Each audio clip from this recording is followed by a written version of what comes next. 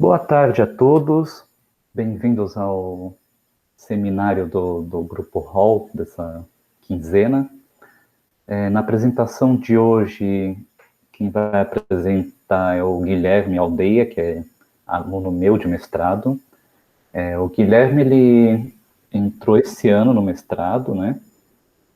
Mas antes disso, ele já vem trabalhando comigo numa orientação de iniciação científica e de trabalho de conclusão de curso no tema de regressão simbólica.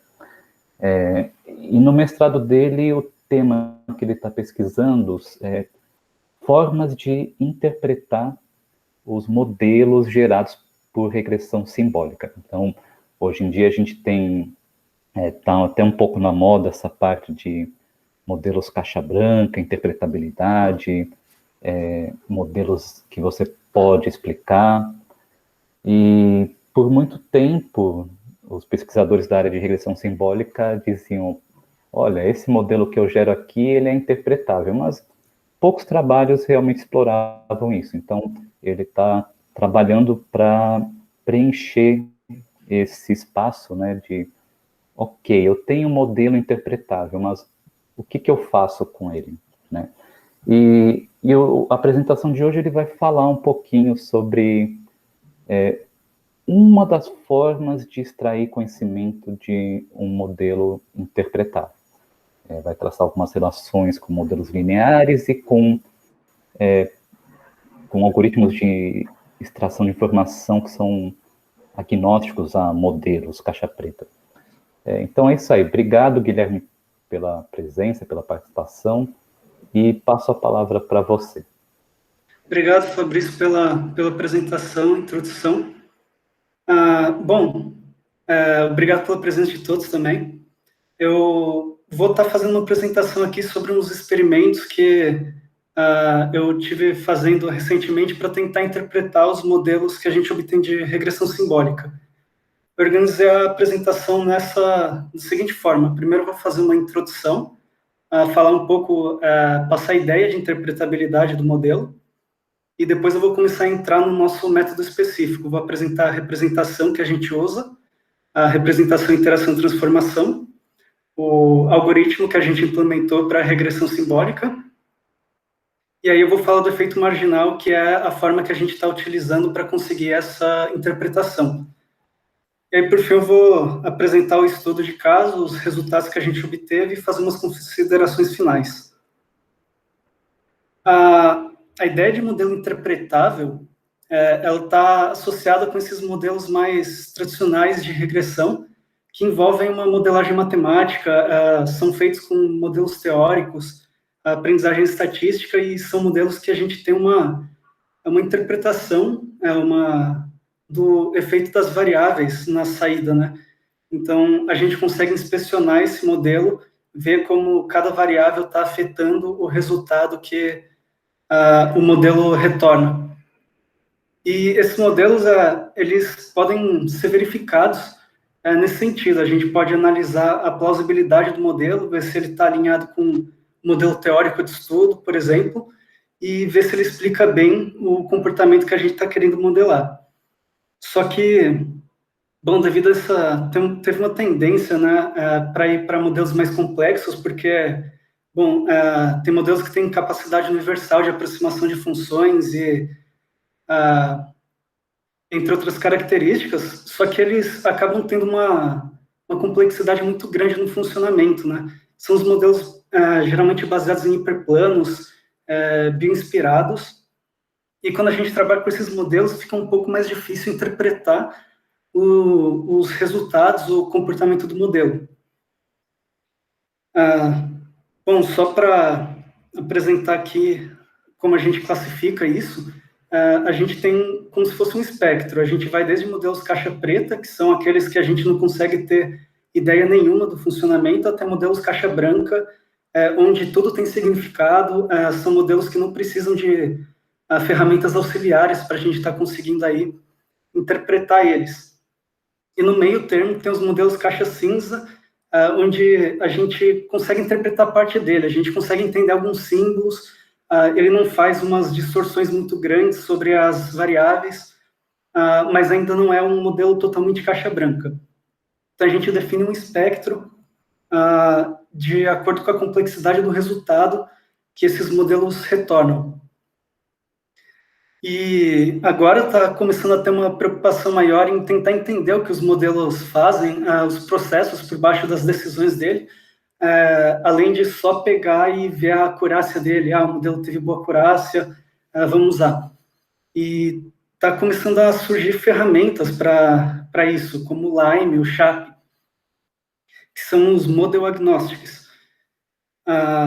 Falando mais especificamente do SHAP, porque os outros, eles são... O SHAP é um dos mais recentes e ele funciona de forma global. A gente tem o Lime, por exemplo, que explica de forma local, o que às vezes não é bom, né, dependendo do caso. O SHAP ele é baseado na teoria dos jogos.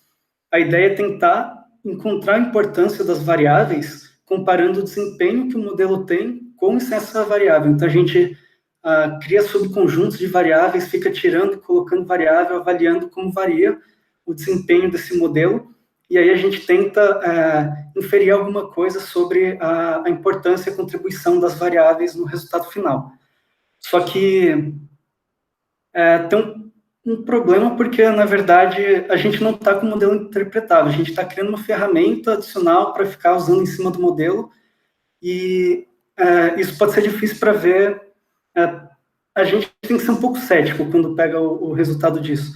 Não é uma ferramenta perfeita, e então, como alternativa, a gente tem a regressão simbólica, que é uma caixa cinza, ela está lá no meio do espectro.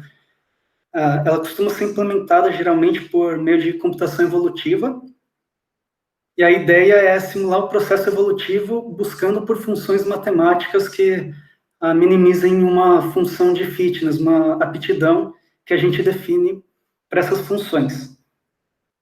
Tradicionalmente, a regressão simbólica usa a representação das funções por árvores. Então, a gente constrói expressões matemáticas com árvores e vai evoluindo a uma população de árvores de expressões matemáticas. Mas, recentemente, e é o que eu tenho feito com o Fabrício, a gente está estudando essa representação IT, a interação-transformação. Bom, então vou falar um pouco mais dela agora. A representação IT é uma representação que restringe o espaço de busca, tentando priorizar funções mais simples, o que não acontece na forma canônica da regressão simbólica, mas a gente tem aí na literatura algumas outras formas de estar fazendo essa restrição. E a ideia da representação é construir expressões matemáticas a partir de termos. Esses termos, eles descrevem a aplicação de uma função de transformação sobre a interação das variáveis do problema. Só para apresentar aqui a computação, então, que um termo faz.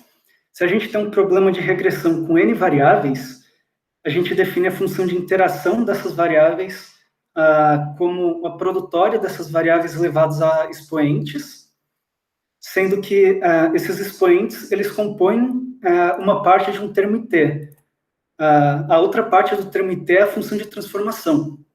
Então, na verdade, é uma tupla com essa função de transformação e um conjunto de expoentes para a gente aplicar na interação das variáveis. Então, a tupla está construindo essa função matemática aqui, a composição da transformação e interação sobre as variáveis originais. E aí, se a gente fizer uma combinação linear de vários termos IT, a gente constrói aí uma expressão que pode ter tamanho variado, conforme a gente vai decidindo o tamanho dela, que é dado por esse M aqui. Uma combinação linear, então, a gente tem um coeficiente aí atribuído para cada termo, e a gente pode ter um coeficiente livre, o beta, na regressão linear e tradicional, o intercepto, que é o valor que a função vai estar assumindo quando todos os termos estão com valor zero. Para ilustrar aqui a composição de uma função usando termos IT, eu selecionei dois termos. O primeiro usa a função identidade e o conjunto de expoentes 1 e 0, e o segundo a cosseno e conjunto de expoentes 0 e -1. Se a gente pegar aquela computação que eu coloquei no slide anterior e construir a expressão, a gente vai ter um coeficiente, a identidade dessa interação, elevado a 1 aqui do primeiro expoente 0, coeficiente vezes cosseno da segunda interação. Simplificando, como uma variável a zero dá 1 e 1 é elemento neutro da multiplicação, a gente consegue estar representando, então, essa expressão aqui bem simplesinha, utilizando termos e t. Lógico que, como a ideia disso é estar restringindo o espaço, a gente tem expressão que pode não ser representada. Isso é vantajoso em alguns sentidos, porque impede a existência de funções que são difíceis de interpretar, mas a gente também perde algumas coisas simples. A ideia é restringir, e a gente já fez alguns trabalhos, a gente ainda consegue um bom desempenho, a gente consegue uma boa acurácia, mesmo nesse espaço de busca mais simples. Bom, utilizando essa representação, a gente desenvolveu o algoritmo ITEA, um algoritmo evolutivo baseado apenas em mutação, que usa essa representação para buscar por funções matemáticas. A gente fez a implementação em Python. Na verdade, eu que estou fazendo em Python, eu acho que o Fabrício está em Haskell com essa implementação. E a gente calcula o fitness pelo RMSE, que é a raiz quadrada do erro médio quadrático. Bom, como é baseado só em mutação, eu vou apresentar aqui as mutações que podem ocorrer numa solução. São 6. A gente pode adicionar um termo aleatório numa expressão, remover um termo aleatório também, modificar de forma aleatória o vetor de expoentes ou a função de transformação. São essas duas. Ou então a gente pode adicionar um termo que vem da interação positiva entre os expoentes de 2 termos já existentes. Então, a gente tem 2 termos na expressão, a gente pega esses 2 termos, soma os expoentes par a par e cria um novo termo a partir desses. E de forma análoga, a interação negativa, que vai estar subtraindo esse conjunto de os expoentes entre 2 termos. Esse daqui é o pseudocódigo do algoritmo, é bem simples. A gente começa com uma população de expressões aleatórias, de tamanhos variados, e aí para um número de gerações, a gente vai repetindo o processo de aplicar a mutação nessa população, combinar ela com a população anterior e fazer uma seleção por torneio. Então, nessa seleção por torneio, as soluções vão competindo e as melhores, as que melhor minimizam o RMSE, vão sendo selecionadas para compor a próxima geração. Bom, agora eu vou falar do efeito marginal, que é a forma que a gente vai estar tentando interpretar esses resultados que a gente obtém com o algoritmo ITEA. A intuição do efeito marginal é medir o efeito médio que uma mudança em uma variável causa no resultado da função. Isso é, na verdade, o que a gente tem na regressão linear, com o coeficiente. O coeficiente de uma variável na regressão linear, ele nos diz em quantas unidades o resultado vai mudar quando aquela variável for modificada em uma unidade. Então, a gente tem uma relação direta. Só que quando a gente começa a ter interação ou transformação sobre as variáveis, o coeficiente que está associado a elas não representa isso necessariamente. Então, a gente pode acabar fazendo uma interpretação ruim se usar esse coeficiente. A ideia do efeito marginal é tentar conseguir um valor numérico que seja equivalente a isso. E isso é feito utilizando a derivada da expressão, porque a interpretação geométrica da derivada é a taxa de variação que a gente tem naquele ponto.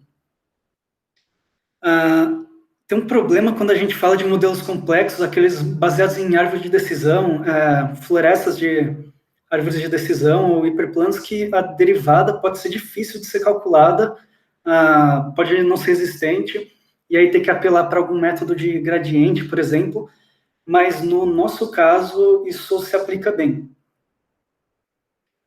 Bom, a gente avaliou 2 formas de medir o efeito marginal. O a média do efeito marginal.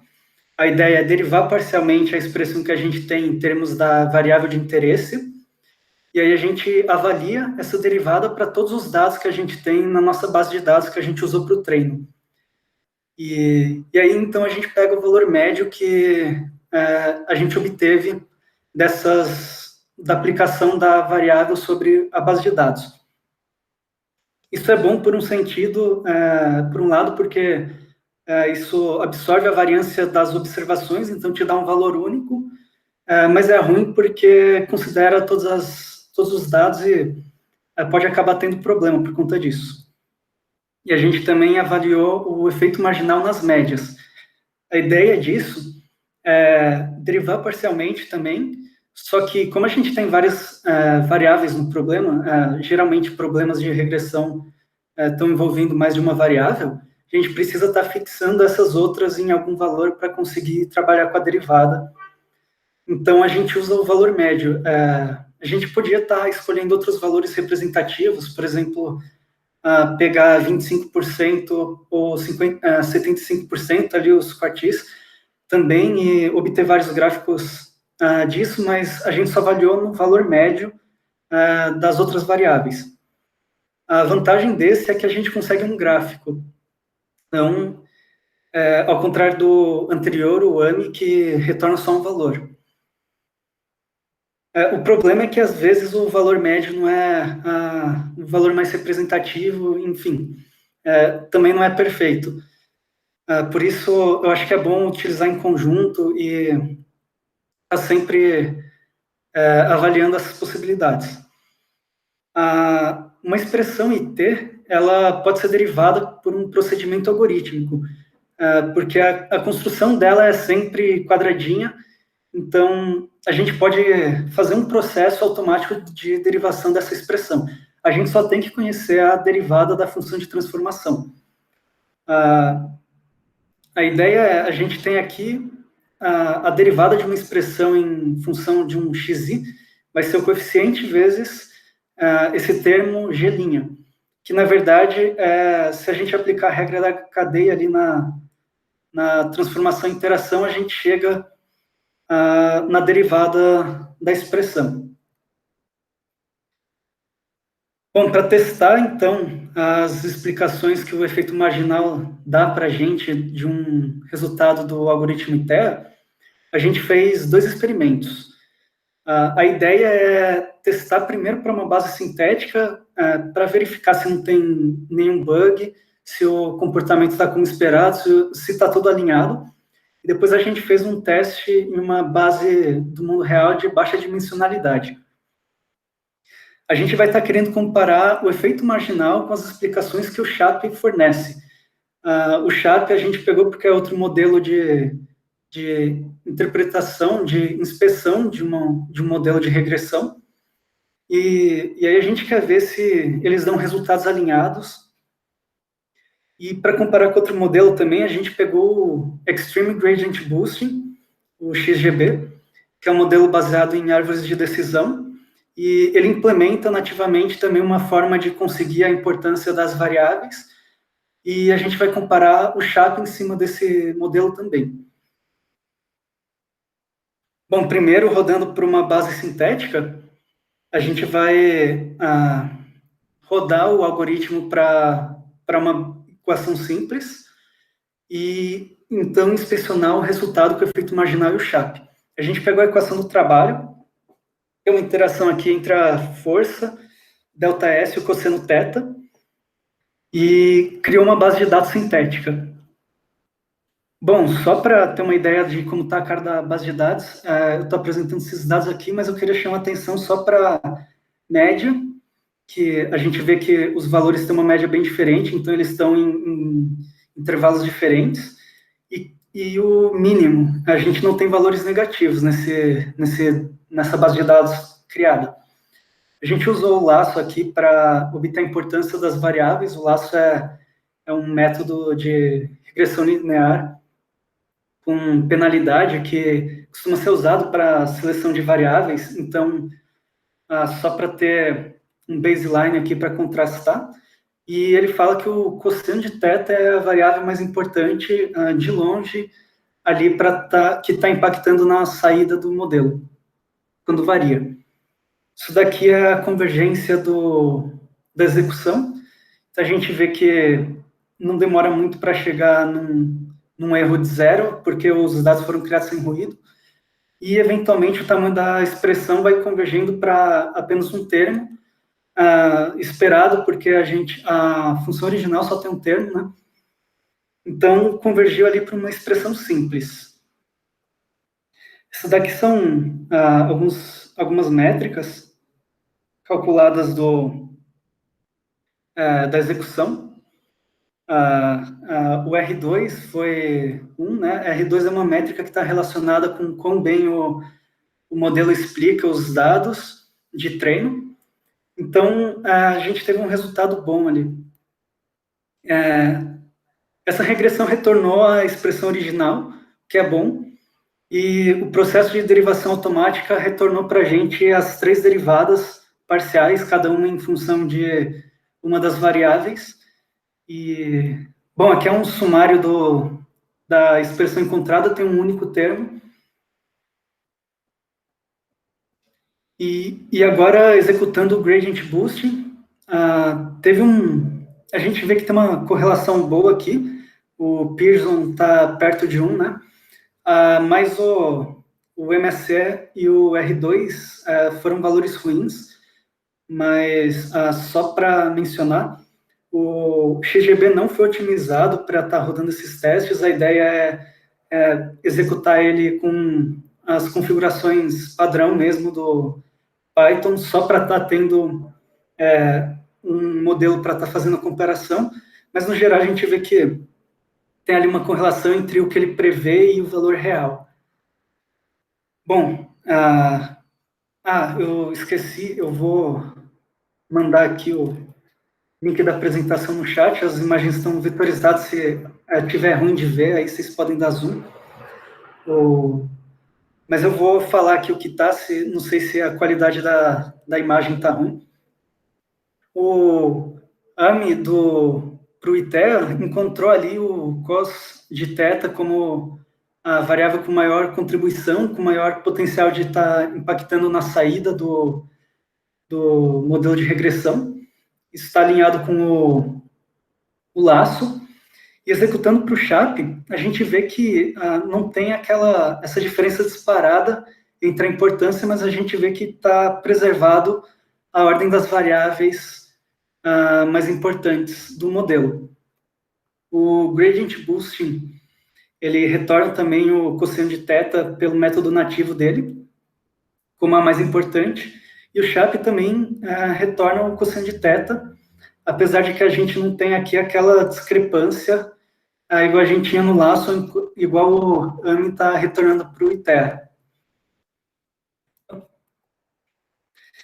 E agora o main, que retorna um gráfico, se a gente olhar, o efeito marginal para as 3 variáveis aqui está sendo constante, é uma interação simples, então era de se esperar uma coisa assim. Esse gráfico é feito no domínio que a variável acontece no dataset, então o F está acontecendo de 40 até 160, esse gráfico aqui está definindo esse domínio, mesmo para cá e para cá. O mesmo para os outros gráficos do SHAP também. A gente vê que o SHAP ele também tem uma relação linear entre o valor que essa variável assume e a importância que está tendo, só que eu não sei se está correto, mas parece que tem uma relação ali por conta do main estar usando a derivada parcial, dá a sensação de que isso daqui, na verdade, é uma derivada desse gráfico.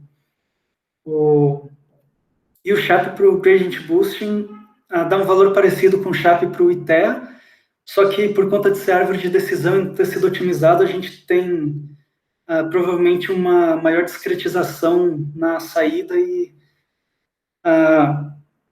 o resultado está um pouquinho não tão linear. Um detalhe que consta na documentação do SHAP é que uma dispersão aqui no eixo Y, nesses gráficos, indica que tem ali uma interação entre variáveis. Então, a gente vê que SHAP tem um pouquinho de dispersão aqui no ITEA e tem um pouco mais de dispersão no XGB. Então, ele está capturando que tem ali a interação entre essas variáveis. Opa. Ah, tá. E, bom, vendo que está tudo certo, a gente rodou para um dataset do mundo real, que a ideia é tentar predizer o consumo de um carro, só que um equivalente a quilômetro por litro, não sei, a partir de informações que a gente tem do carro, do motor. O número de cilindros, cilindrada, cavalo de potência, o peso do carro e a aceleração dele. Isso daqui é um plot de correlação entre o que a gente está querendo prever, o MPG, para cada uma das variáveis, e a gente pode ver aí logo de cara que tem uma certa correlação ali entre essas variáveis e o que a gente está tentando prever. Bom, executando novamente o laço e pegando algumas informações do dataset, mais uma vez chamando atenção para a média, que é bem diferente entre cada variável e para o valor mínimo. Então, a gente não tem valores negativos no dataset. E o laço está retornando que a variável mais importante é o número de cilindros, mas isso daqui é um coeficiente negativo. E, mais uma vez, isso está disparado em relação às outras variáveis. Aqui, executando o algoritmo, a gente vê que o RMC teve uma convergência um pouco pequena, desde a primeira geração, e o número de termos não diminuiu. Então, a solução não foi convergindo para uma expressão mais simples, com menos termos. Isso daqui é o gráfico de dispersão entre predito e real no treino. Agora não está totalmente linear, mas, claro, quando a gente trabalha com dados do mundo real, a gente tem ali um pouco de ruído, então é difícil ter uma coisa totalmente linear. Mas, no geral, o modelo se ajustou bem e a gente teve um R2 alto, o modelo está descrevendo bem ali os dados de treino. Agora tem um problema, né, que a expressão foi um pouco grande, mas ainda foi uma expressão com 5 termos e consideravelmente menor do que o que a gente obteria se a gente usasse uma rede neural, que acaba fazendo uma modelagem de uma função bem mais complexa. Isso daqui é um sumário de cada termo, ordenado pelo coeficiente. Então, a gente tem um termo com coeficiente bem alto, os outros com coeficientes pequenos e negativos, e um intercepto de menos 80. A gente gerou as derivadas parciais dessa expressão pelo método, pelo roteiro lá, pelo processo de derivação automática, só que as expressões eram muito grandes, né? Então eu omiti, mas elas existem. Né? Foi possível calcular. E aqui, executando o Gradient Boosting, para o mesmo dataset, as mesmas considerações que eu fiz antes valem aqui. A gente tem ali uma correlação entre predito e real, só que, bom, o R2 e o MSE, eu acho que para obter um bom resultado, eu tinha que estar fazendo uma otimização mais fina desse método. Agora, comparando o AMI com o ITEA e o SHAP, a gente vê que, na verdade, a variável mais importante, as variáveis são o oposto entre cada método. O AMI fala que é os números de cilindros e aceleração, enquanto essas são as duas menores para o SHAP. Enquanto o peso para o AMI tem um valor de quase zero, e ele está bem grande lá no SHAP. Então, a gente teve uma divergência bem grande aí entre a importância de cada variável que esses dois modelos encontram. Lembrando que o AMI ele é feito usando a derivada obtida de forma analítica da expressão encontrada, e o SHAP é um método de tentar aproximar essa interpretação brincando ali com as variáveis. Você tira variável, cria subconjunto, fica avaliando o modelo e a forma e o desempenho do modelo conforme você vai fazendo isso. Para o Gradient Boosting, o horsepower, cavalo de potência está ali alinhado com o primeiro, entre os primeiros valores. O peso também e o displacement também. Só muda a ordem aqui que eles estão correndo, mas os três mais importantes que o método nativo encontrou estão alinhados com o do Sharp. Isso é um resultado interessante para ser investigado futuramente. Bom, plotando aqui o gráfico do efeito marginal, fixando as outras variáveis na média, a gente vê que o intervalo de confiança é bem grande aqui, considerando a escala, né? Mas a gente tem um efeito bem baixo que está alinhado também com os coeficientes que a gente encontra aqui no AMI. Se olhar aqui, 0,8, a importância que a gente está tendo sendo atribuída ali. Então, a escala está alinhada, e aí a gente tem o comportamento dessa função conforme o valor dela vai variando. Então, conforme, por exemplo, o horsepower, cavalos de potência, vai aumentando, o impacto que ele tem no resultado final vai diminuindo. Ou então, conforme a aceleração vai aumentando, o impacto que ele tem no desempenho final vai aumentando. Para o Sharp, bom, o número de cilindros é bem discretizado, né? Então fica um pouco difícil de visualizar isso aqui, mas parece que tem uma tendência aqui a ir diminuindo. A gente vê isso no XGB também. A gente também vê essa tendência de diminuir a importância conforme vai aumentando o valor do horsepower. E, ao contrário aqui, parece que o Sharp diz que vai diminuindo a importância da aceleração conforme esse valor vai aumentando, enquanto o efeito marginal está dizendo que vai aumentando um pouco. É um incremento um pouco súbito, mas considerando a escala que foi obtida no AMI, talvez esteja alinhado com o que de fato acontece. E aqui para as últimas duas variáveis, a gente tem um comportamento um pouco estranho aqui no finalzinho do displacement.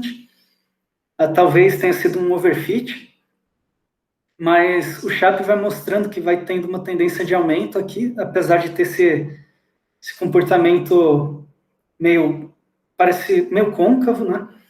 A gente vê que o mesmo vale aqui para o Gradient Boosting, e também acontece o mesmo para o peso. Lógico, tem talvez fruto de um overfit, a gente tem um comportamento diferente aqui no peso. Mas uma coisa que eu achei interessante desse gráfico é que foi o único que teve um intervalo de confiança compatível com os valores, né? O intervalo de confiança das outras variáveis é bem maior aqui no começo, ou então no final. Isso daqui está um intervalo um intervalo menor. Bom, então, só fechando esses dois experimentos que a gente fez, o Sanity Check, que foi o experimento para uma expressão mais simples, mostrou que aparentemente está com o funcionamento correto, está alinhado o que a gente encontrou entre o AMI e o Sharp. Parece que os dois estavam explicando bem o modelo, mas no dataset do mundo real a gente teve umas divergências ali. Então, as explicações variaram de acordo com o método que a gente usou para inspecionar a importância ou com o regressor.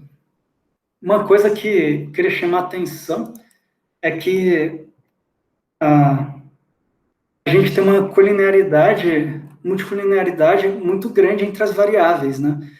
E isso pode acabar implicando em algum problema de ajuste do modelo de regressão linear para o ITEA, porque acaba gerando alguns coeficientes estranhos.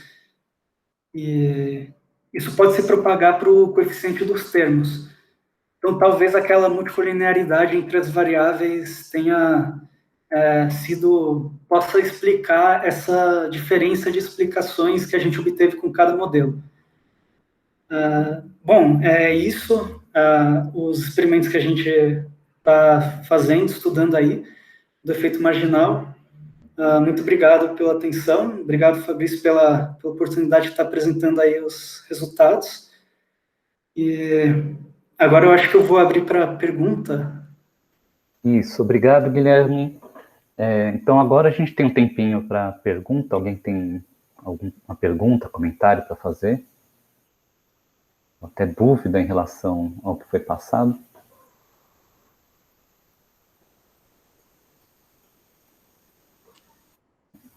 Bom, então, enquanto alguém pensa numa pergunta, só um detalhezinho que eu queria falar. Volta uns slides, até o slide... Esse aí, volta. Esse? Era mais um. Tá. Aqui. Não, mais um para frente. Tá. Aqui. Isso, esse aí.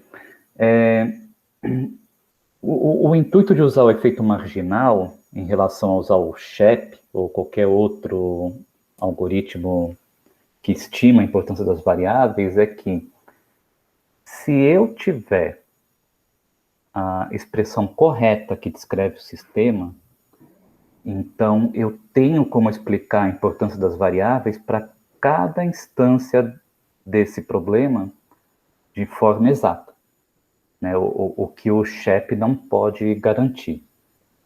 Então, a grande sacada dessa forma de interpretar as variáveis é essa, que a gente tem uma expressão simbólica não só do sistema que a gente está estudando, como da importância de cada variável, né? Então, a gente repara aqui nesses gráficos da esquerda, digamos, vamos assumir que eles estão corretos, que foram gerados pela expressão exata.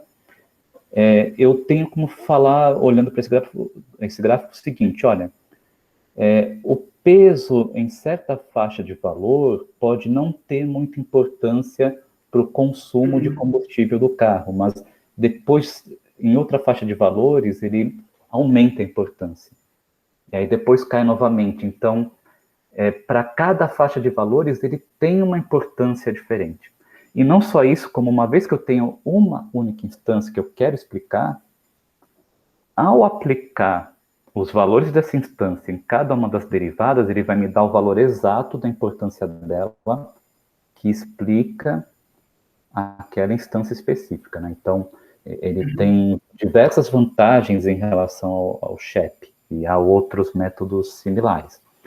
Só que depende da gente ter uma expressão simbólica, então não posso aplicar em qualquer método de regressão. Então vamos lá, pessoal. Pode falar, Guilherme. Desculpa. Que na verdade é o que a gente consegue observar ali na equação do trabalho, né?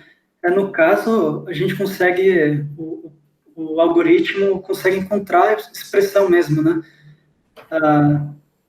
E aí, com isso, a gente pode...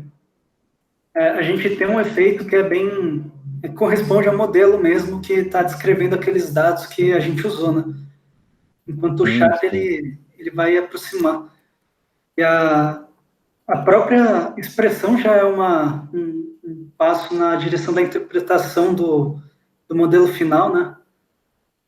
No sentido de que você tem um pouco mais de a transparência na computação que está sendo realizada, ao invés de uma rede neural, por exemplo. Isso, perfeito. Além disso, a gente tem como tirar outras informações da derivada, né? Por exemplo, em que faixa de valores a nossa função é monotônica, ou monotônica não crescente, monotônica não decrescente. E isso ajuda a gente a descrever o comportamento do sistema. Então, isso que são talvez os passos futuros para o seu projeto. Alguma pergunta, pessoal?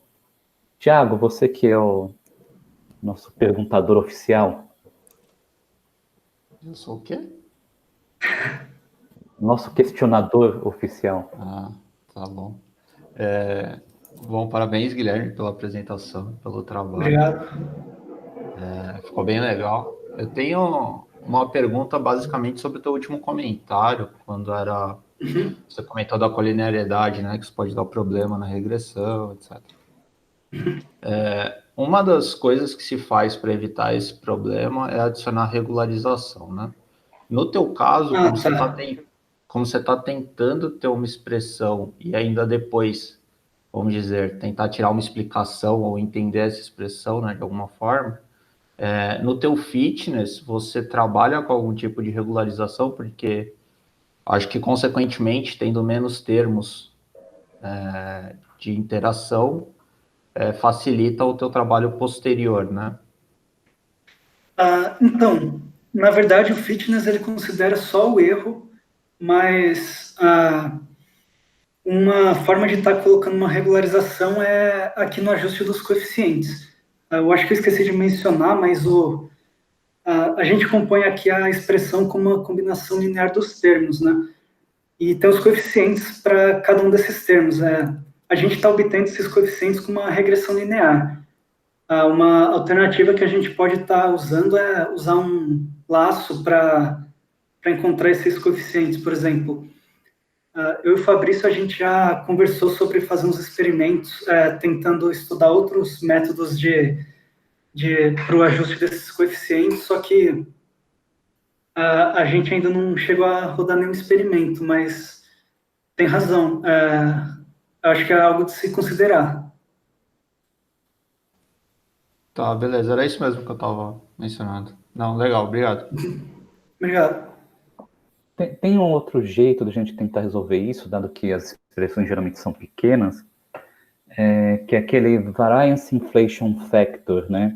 Que basicamente a gente pega os termos da equação, então digamos que a gente tem x1, x2, x3. A gente aplica o método de regressão para as variáveis x1, x2, tentar predizer x3, depois x2, x3, tentar predizer x1, e x1, x3, tentar predizer x2.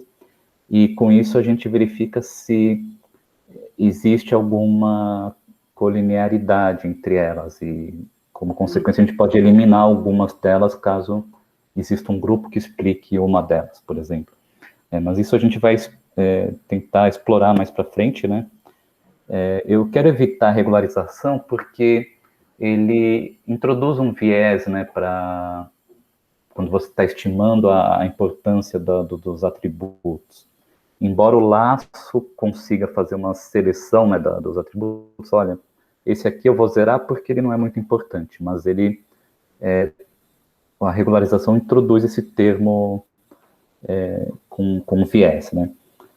Mas a gente vai investigar tudo isso com calma agora, passando agora a apresentação, né? Vão ser os próximos passos. Mas, obrigado pelo comentário e pela pergunta, Tiago. Alguém mais tem alguma pergunta? Eu gostaria de fazer uma pergunta, por favor. Pode fazer. Pedro, Arte. Parabéns pelo trabalho, Guilherme. Parabéns pelo trabalho, Fabrício. Eu achei super obrigado. legal. Eu tenho umas perguntas mais básicas, duas, para ver se eu entendi direitinho. A primeira é se, quando você monta a sua expressão, né, se você precisa ter necessariamente um número de variáveis. Por exemplo, ali você comentou do dataset dos carros, né? Você precisa ter um número de variáveis pequeno, necessariamente, para que as expressões fiquem pequenas. Por exemplo, os cilindros, o número de a aceleração, né, naquele dado instante. Esse número de variáveis precisa ser pequeno para que as expressões não fiquem muito grandes. Na verdade, aqui a ideia foi usar um dataset pequeno para estar fazendo um experimento mais simples, só que ainda tratando com dados no mundo real. Não tem uma restrição no tamanho, só que, consequentemente, a expressão encontrada vai começando a ficar maior, né?